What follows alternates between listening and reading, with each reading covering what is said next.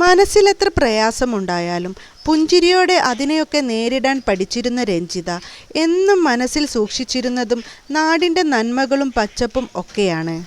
അതിനാലാകാം തൻ്റെ ഇഷ്ടഗാനമായി കുടുംബസദസ്സുകളിൽ ആര് പറഞ്ഞാലും രണ്ടുവരി മൂളാൻ തയ്യാറാകുന്ന രഞ്ജിത തൻ്റെ ഇഷ്ടഗാനമായി ഗിരീഷ് പുത്തഞ്ചേരിയും ഹൗസേപ്പച്ചനും കൂടി സൃഷ്ടിച്ചെടുത്ത തുമ്പയും തുളസിയും എന്ന ഗാനം എവിടെയും മൂളാൻ തയ്യാറാകുന്നത്.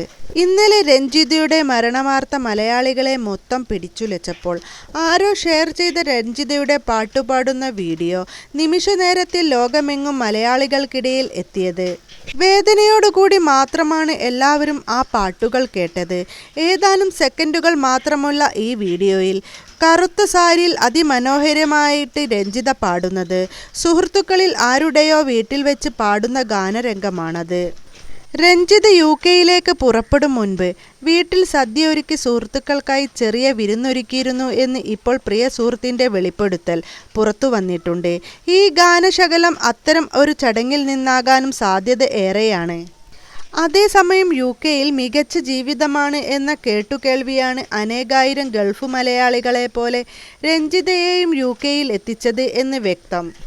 ഒരു വർഷം പോലും UK-യിൽ ജീവിക്കാത്ത രഞ്ജിത ഉടനെ UK-യിൽ നിന്നും മടങ്ങാനും എടുത്ത തീരുമാനം ഈ നാട് തനിക്ക് പറ്റിയതല്ല എന്ന തിരിച്ചറിവ് തന്നെയാണ്.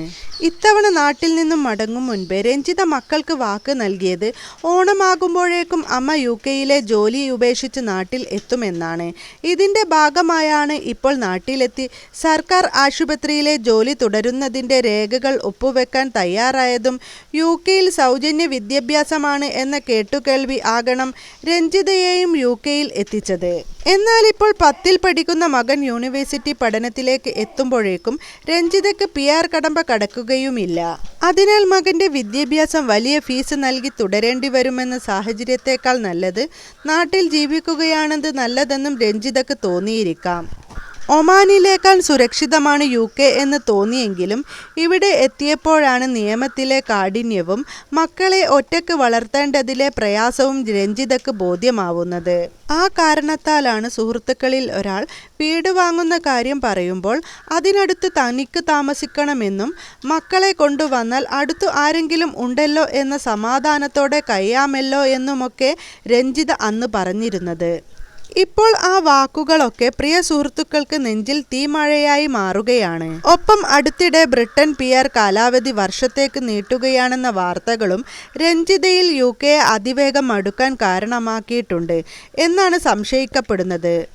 മാത്രമല്ല ക്യാൻസർ രോഗിയായ അമ്മയും മക്കളും ഒറ്റക്കാണ് എന്നതും ഏറെ ദൂരെയായ ബ്രിട്ടനിലെ തൻ്റെ ജീവിതത്തെ വല്ലാതെ അലോസരപ്പെടുത്തുന്ന കാര്യവും രഞ്ജിത ഏറെ അടുപ്പമുള്ളവരോട് പങ്കുവച്ചിട്ടുണ്ട്. നാട്ടിലേക്ക് യാത്ര പോകും മുൻപ് ഗർഭിണിയായ സുഹൃത്തിന് പ്രിയപ്പെട്ട അച്ചാർ വരെ തയ്യാറാക്കി നൽകിയാണ് യാത്ര പറഞ്ഞത്. പ്രിയപ്പെട്ടവരെ അത്രമേൽ ഹൃദയത്തോട് ചേർത്തു നിർത്തുന്ന പ്രകൃതമാണ് രഞ്ജിതയുടേത്. UK-യിൽ എത്തിയപ്പോൾ ഒന്നിച്ചു താമസിച്ച 3 മാസത്തെ ഓർമ്മകൾ അയവറിക്ക് പ്രിയ കൂട്ടുകാരി കൂട്ടിച്ചേർത്തതും പ്രസക്തമാകുന്നു.